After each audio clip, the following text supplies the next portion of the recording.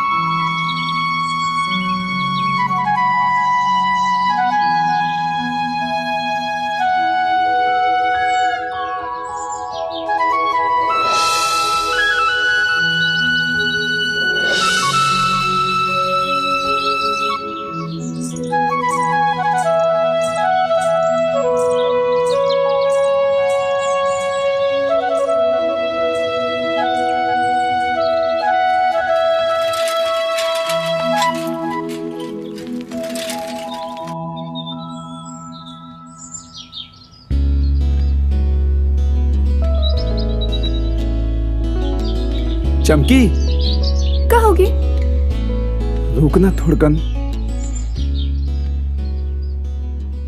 अतका तिल्ले एक बात कहना चाहत रहे। आज चाँद देखत रहे, फिर हिम्मत नहीं होती रही से। आज हवे कहो का बात है बताना। जबले दुनिया बने हैं तबले न जाने कौन कौन से भाषा और बोली माँ ये बात बोली गई हुई। आज मैं छत्तीसगढ़ी में कहा था, अब बड़ मया करता हूँ तोला। आओ अंग्रेजी माँ आई लव यू। जवाब तो दे जा। मुंह ले बोलियो ता तभी समझ में का।